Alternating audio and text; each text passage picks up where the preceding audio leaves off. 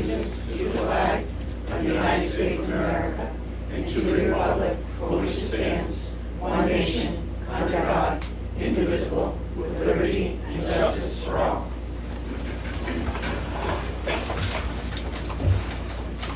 We're here to discuss the second grade class size tonight. Mike Trustee, go ahead. I will. I displayed the spreadsheet and I gave the board copies of the spreadsheet as well. If you don't mind, I'm just going to go present with the spreadsheet.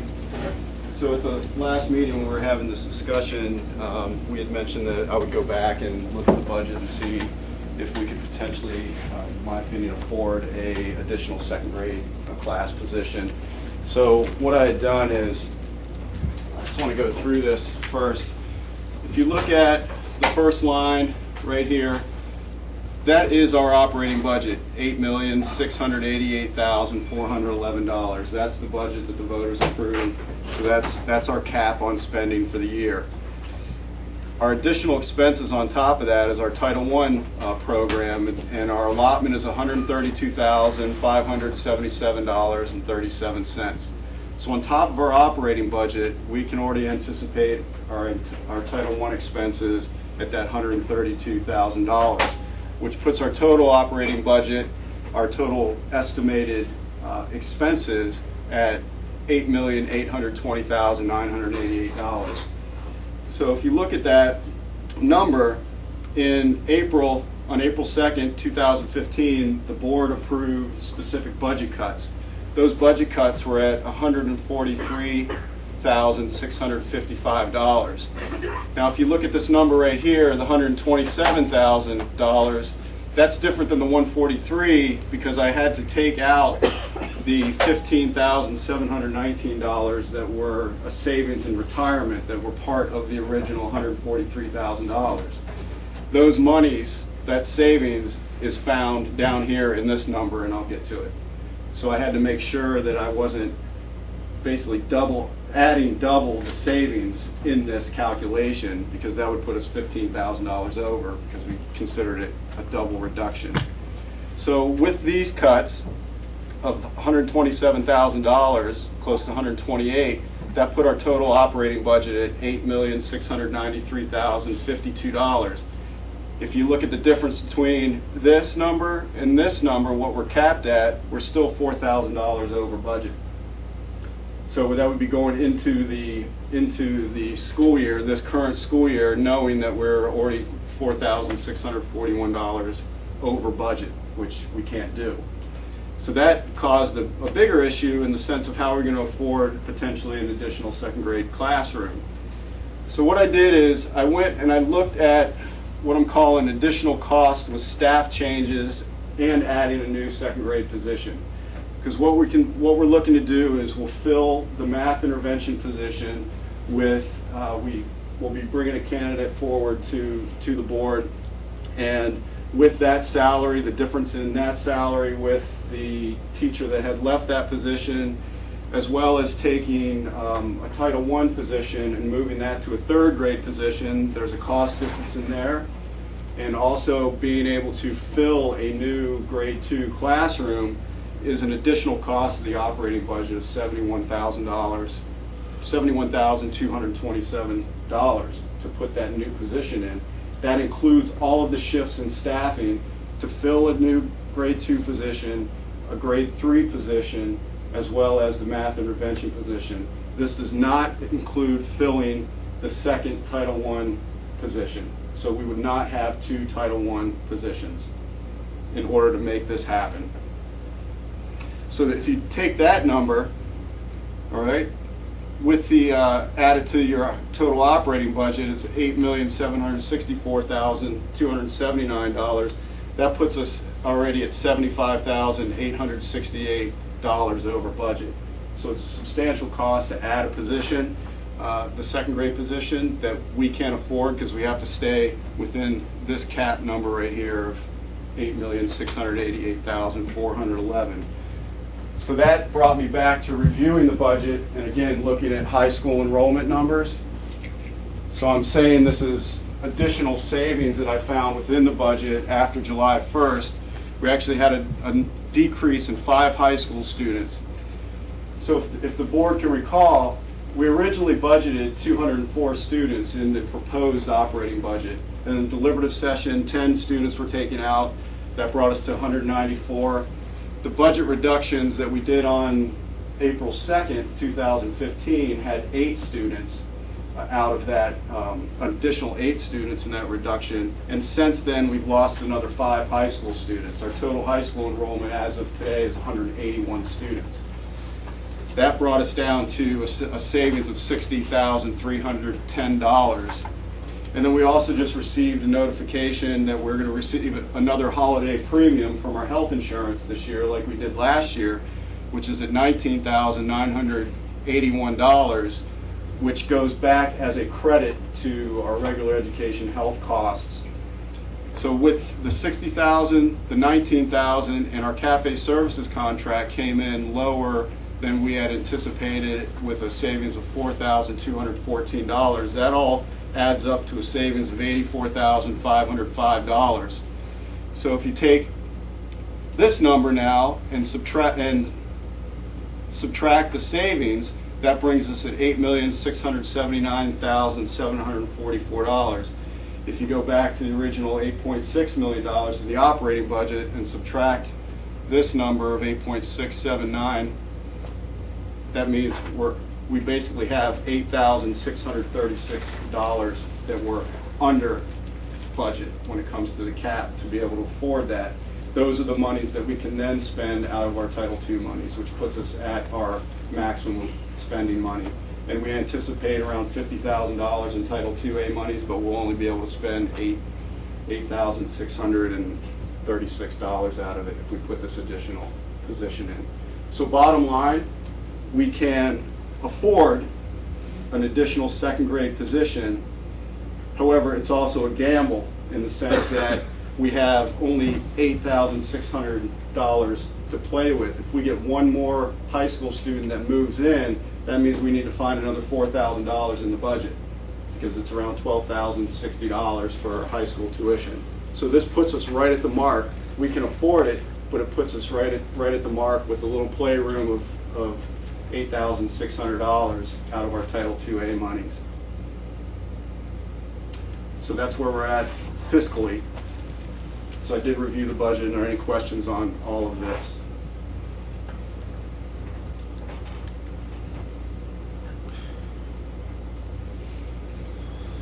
No questions on the numbers? Okay. Sure. All right.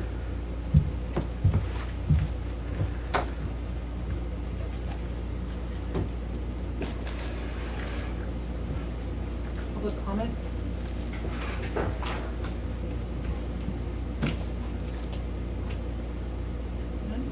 So where do we go from here then?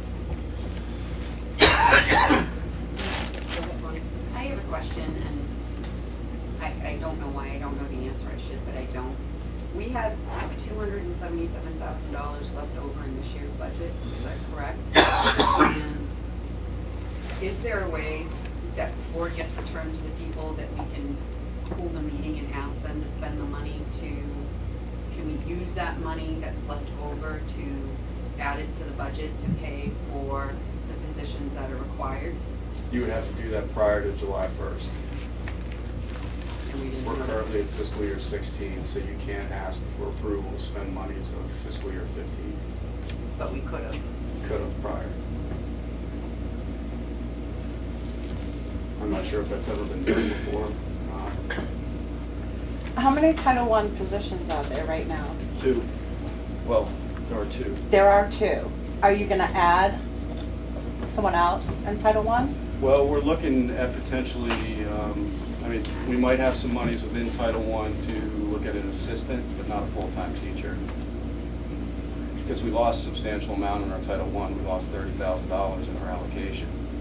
So we're not going to be able to afford a full Title I teacher. Plus, we have to stay within that $8.6 million cap. Right. So to add another position puts us over our spending, and that's not something we can do legally. Okay, and you definitely want to hire a math intervention specialist? Yes.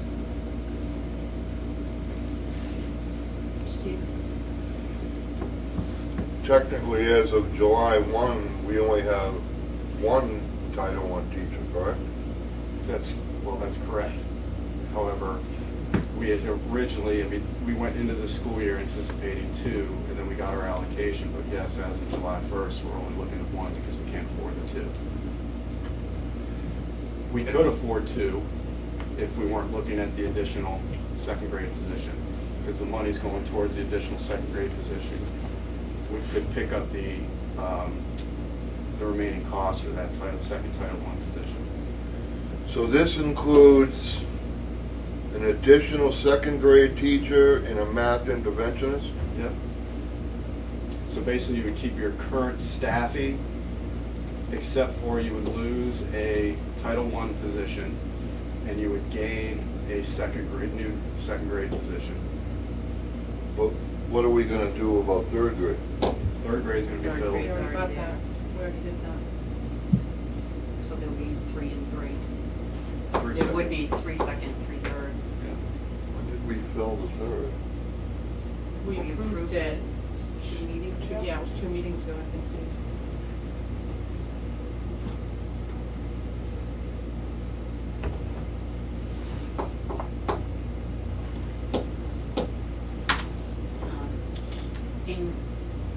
In your opinion, in the best interest of the students in the building and the staff that we would have in this scenario, do you think that, the one Title I teacher or coordinator, or do you think that it's gonna be, too much for them to handle with a math interventionist, or is it something that's gonna be doable for them so that the children that do require those Title I services will be taken care of sufficiently so that they have what they need?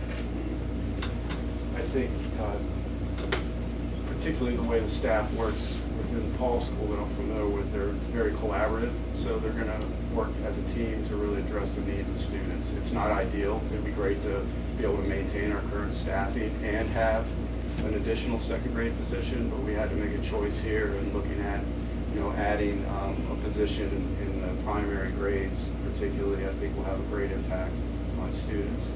And the reason why I say that is because we're going to have to put that position in next year anyway, because our first grade enrollment is over 50. So you're looking at an additional second grade position regardless for next year. If you do it now, my only concern is that it is a gamble, because one high school student can put us over budget, and that means we look at our operating budget. So we can make it happen, we just have to keep a really tight eye on the budget. However, we could be looking at having to reduce other areas throughout the school year in order to make up a difference if our high school enrollment shift. Bobby? I think in looking through the history of how much we have to give back over the past 10 years, I don't think that a $4,000 deficit is something, we've always had hundreds of thousands of dollars to give back. So I don't necessarily know if I would really panic about $4,000. Yeah, I guess, Bonnie, I'm just not a gambling man when it comes fiscally, if you look at what is potentially going back to offset the taxes this year is, a little over $200,000. The past 2 years has been $600,000, and it was $400,000 prior to that. So you might say that we're tightening up the purse strings on the budget. So we're hoping that, what we're talking about tonight, yeah, we're going to run it tight because we put in a solid budget. And I understand that, maybe $4,000 here, but that $200,000 that's going back is due to high school enrollment decreases, out of district placements coming back into the district. So those are variables that we can't take into consideration. But if it's based on the needs of the children, if that means you look at every line and go to every department and say, cut $500. If it's January and we know that we're slim, if it's March and we know they're slim, you go to your departments and say, cut 500, you don't have a choice.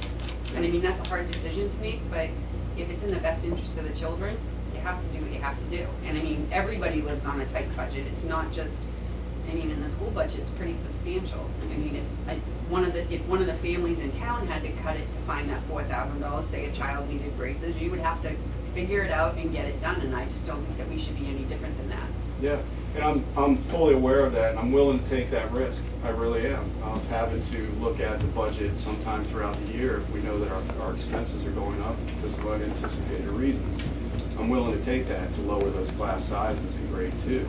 We just have to keep a sharp eye on it. I just wanted to make sure that it was publicly known that at some point in the year, we might be looking at potential reductions within the operating budget to make up for unanticipated expenses like additional high school students. But it could also go the other way. Our enrollment could decrease. But if we have one family that moves in with 3 high school students, then we're looking at, there really isn't any cushion to absorb that cost. So, but as I said, we can make it happen. I'm willing to make that gamble. Mr. Gregoire and I looked at the space, so we would be bringing a second grade classroom in, and we would make it happen, if that's what the board wishes to do. I speak as a parent of one of the second graders. I would much rather another second grade class than a math interventionist. I don't know how other parents feel, but having the smaller class size for my son, who does need that extra attention, I'm for that. And I don't know if that's a possibility or not. I know you guys said you do want to hire a math interventionist, but the more attention to my son is what matters to me as a parent. There's a lot of parents in here. I've seen a lot of new faces from the last meeting. This proposal is actually hiring another second grade teacher and a math interventionist. Oh, both? Oh, Yes, it has Right. both. But if it came down to one or the other, Bonnie, that's just as a parent, you know, and taxpayer. Any other comments? Do you need a vote for that one? Absolutely. You're adding new positions to your staff. Anybody wanna make that motion? I'll make that motion to hire staff for a new second grade position and continue having a math interventionist. I'll second. Discussion? Go ahead. Should we hire both at this point, or should we hire a second grade teacher and hold off on the math interventionist for now? Math is so difficult and our numbers are dwindling. I mean, the progress, the test results keep declining in math. Well- I just don't think that if the kids can grasp the reading, they need to grasp the math too. And I just think they're both important. It's designed that way. It is. I know It's- your theory, I know. It's not a theory, okay? It's factual data that supports it, because that's why it's called a vision. Because there's nothing that factually supports the vision. And unfortunately, adding an additional teacher to second grade, additional to third grade, is not going, the vision is going to offset the outcomes of adding additional staff, because it's designed. It's designed to set the children up. And this is, unfortunately, and I would agree, back in the day, smaller class sizes would help, but in today's vision, the vision will offset any reduction in class size, because it's designed that way. And if you can look at it all day long, and that's exactly what it is, because that's why it's called a vision, and that's why, just at our last meeting, we were proposed that because this school was in the bottom 10th percentile in the state. Why isn't it working? It's not working. There needs to be more changes, like getting rid of the vision, because just adding staff is not going to help the children. We need to get away from the vision because it's clearly not working. So for all you parents out there, you really need to refuse all standardized testing because they're teaching to the test.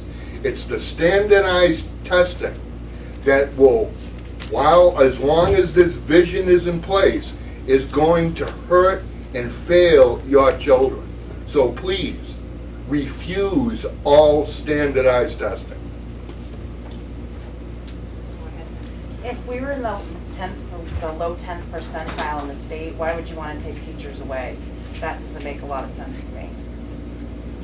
I'm not saying I'm You saying, said not to have a math interventionist. If we can afford it, why wouldn't we do it for our kids? well, because the math that we're teaching, 2 plus 2 equals 5. I don't see it that way. I'm not going to agree Well- with you on that. Well, it's right in a 3rd grade math book, and I could show you that 2 plus 2 equals 5, and that's reasonable? No, there's no reasonable number for a math equation. It's either right or it's wrong. You don't have, 2 plus 2 equals 5 is not reasonable, but that's what the children are being taught. And that's the part that's unreasonable. But you want to have less staffing to go over, to review these things with children. So you take staff away, that's just hurting the kids. I'm not suggesting taking staffing away, but where we only have $8,000 left over in the budget, I'm thinking maybe we should wait till, You just said you didn't want to take staff away, but your sentence a few seconds ago was not to hire a math interventionist. That to me is taking staff away. Can we move the motion? only because of the finding $8,000. Is motion on the table? All in favor? Aye. Aye. Aye.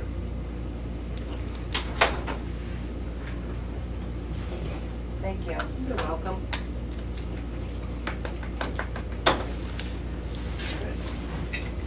Motion to adjourn? Second.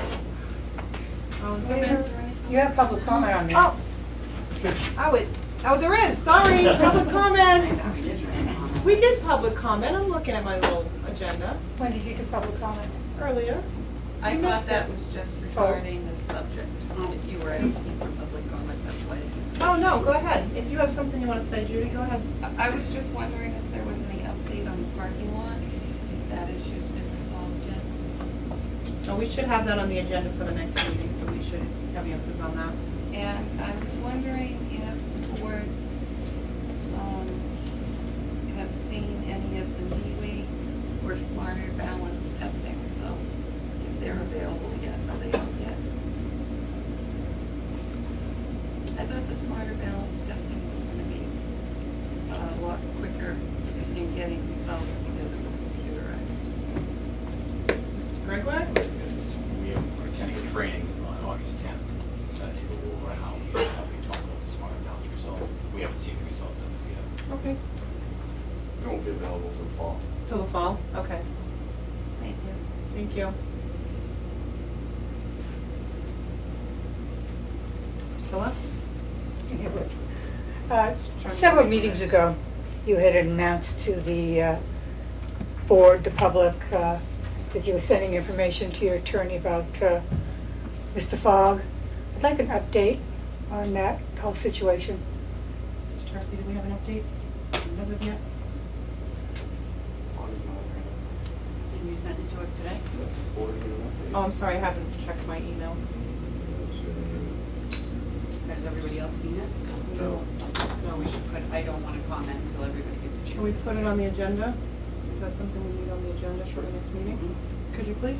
Have you heard from the Attorney General or wherever you sent it to after your attorney? It's up to you, Madam Chair. If you want me to comment or not. Go ahead and comment, because like I said, I don't know what's in my email. I The, apologize. the board has received updates and opinions from both our school district attorney as well as the county attorney. And the board has received that information? I have. Sent the the, email. I received, so, yeah, it's probably in my email that I haven't checked. So I can't get that until the next board meeting? We could can certainly put it on for the next board meeting to get you an answer. But can I get it before then? Anyway? Mr. Jersey? Sure, I'll see the request tomorrow. Thank you, Priscilla. You're welcome, thank you. Jerry? Yeah, I was wondering, we have the SAU committee meetings, and there's 2 representatives from the school board on there, and I noticed that the last 2 meetings we've had, you've only had 1 representative there, so I was wondering if it might be worthwhile for the school board to appoint an alternate, so that, you know, if 1 member can't make it, you would have an alternate member there, so that you would have your, you know, your full representation at the SAU meetings. That's a really good idea if both our members are in attendance. I'm assuming you're going, Mr. Jersey. I saw the meeting, so yeah. How are we Missed gonna know, one. I mean, would they call us in enough time that we could, I think it's wonderful, but I need to have like a couple days' notice to be able to fit it into my schedule sometimes. Well, I mean, there's 3 And I don't know members. if I can, There's 3 other members that might be able to, I mean, if somebody wasn't gonna be able to make it, made a phone call to, you know. Any one of us the that Any of would us, be we can available, show up. that would be might be good. Right. able to- I mean, you know, it's just that, you know, when you have 7 members on a board, and you have 2 representatives from the school board, you know, you're losing half your representation. is it the same one? Yeah. Judy? That would have been a really good idea in the beginning when we started. Yes. But I think we're only gonna have 1 more meeting, which is next Monday. Okay. And then we'll have 2 public hearings. Okay. I'm just afraid you come into the process too late. Too late. And We're you wanna- hoping to complete the report Do you know when you're gonna have that last meeting? next Monday. But you're all welcome to come and join us anytime. But that would have been a really good idea in the beginning. Well, it would have been a really good idea to have the members show up to the meetings too. If I had known he wasn't gonna come to the meetings, I probably would have recommended something earlier. But if we get it ready to go to the state by the 1st of September, and it doesn't get rejected, then it gets approved by the state, we may not have any more meetings. We might have 1 more meeting, but if something comes up that it gets rejected, we may wind up having more meetings after September 1st if there are any changes that have to be taken into account. But like I said, I just thought it'd be a good idea to have 2 school board representatives there. So. Great. Thank you.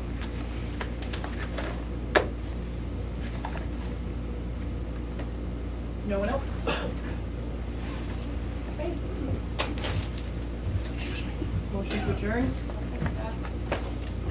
All in favor? Aye. Aye.